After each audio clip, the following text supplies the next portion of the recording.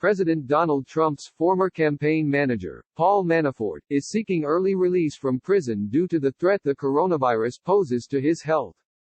Manafort lawyer Kevin Downing made the request to the Federal Bureau of Prisons on Monday, asking that the 71-year-old lobbyist and political consultant be transferred to home confinement to serve the remainder of his 7.5-year sentence for a series of convictions on charges of tax evasion, failing to report foreign bank accounts, witness tampering and engaging in unregistered lobbying for foreign interests.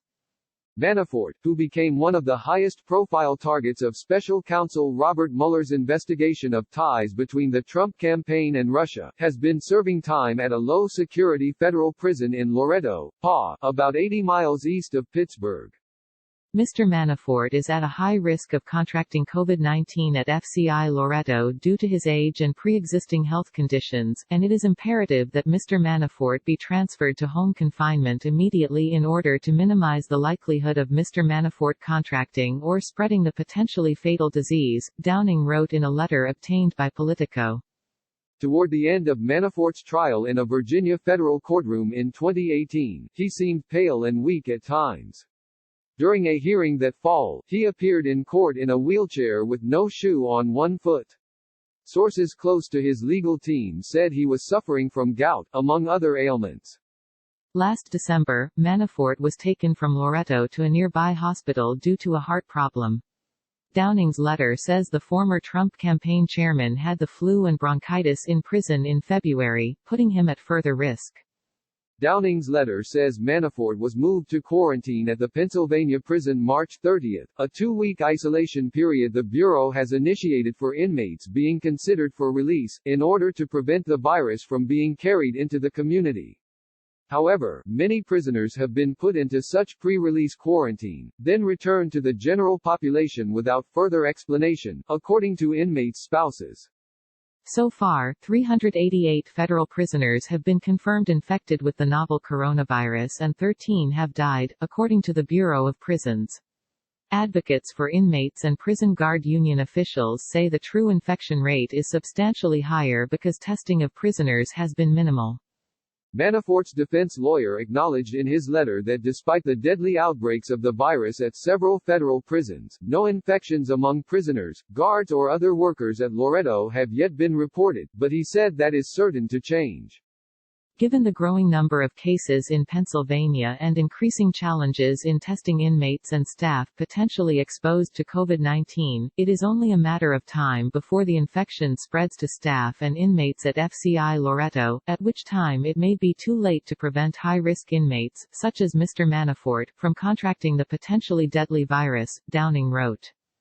Manafort's effort to seek release due to the viral pandemic is sure to raise questions of whether Trump allies are doing favors for him and to meet with suspicion from Trump critics long bracing for a possible presidential pardon or commutation in his case. Trump repeatedly described Manafort's legal ordeal as unfair, even when the jury was deliberating during his 2018 trial. However, Trump also downplayed his role in the campaign. There has been no outward sign that a pardon is in the offing for Manafort, even as Trump has granted clemency to other prominent Republicans and political allies, as well as in a smattering of drug cases. A previous appeal to the Justice Department by Manafort's lawyers to keep him out of New York City's notorious Rikers Island jail drew howls of outrage from voices on the left. As a result of criminal mortgage and financial fraud charges filed by the Manhattan District Attorney, Manafort was set to be transferred to Rikers last June. Citing Manafort's health challenges, his lawyers asked Deputy Attorney General Jeffrey Rosen to intervene. He ultimately issued an unusual order that Manafort be held in federal custody and escorted to and from his state court proceedings. In December, the judge handling the state case threw it out under New York's double jeopardy law. Prosecutors are appealing that decision. While the new letter was directed to the head of the Bureau of Prisons and the warden at Loretto, a copy was also directed to Rosen. Attorney General William Barr has ordered a series of steps over the past 3 weeks to try to stem the tide of infections at federal prisons, including by increasing transfers of prisoners to home confinement. As of Monday, 1,019 federal prisoners have been placed on home confinement since Barr's first action to speed such moves last month. Barr has insisted that prisoners who pose a threat to public safety will not be released, but he and his subordinates have broadened the criteria for release on several occasions. He has said the standard GPS monitoring required for such releases can be waived due to the crisis. And while prisoners originally needed to have served at least half their sentences to be considered for release, that requirement appears to have been waived, at least for the prisons most severely hit by the virus. Downing's letter indicates that Manafort has served more than 25% of his sentence. He is now set for release in November 2024. Manafort, whose letter was first reported by CBS News, is not the only prominent prisoner citing the risk of the virus in a bid to seek early release. Former Trump personal attorney Michael Cohen, 53, also pointed to the pandemic in an unsuccessful bid to reduce the 3-year sentence he's serving at a federal prison in Otisville, NY. Lawyers for former intelligence analyst reality winner, who got a sentence of over 5 years for leaking a top-secret report on Russian election interference to the Intercept news site, has asked a federal judge to send her home early due to virus dangers.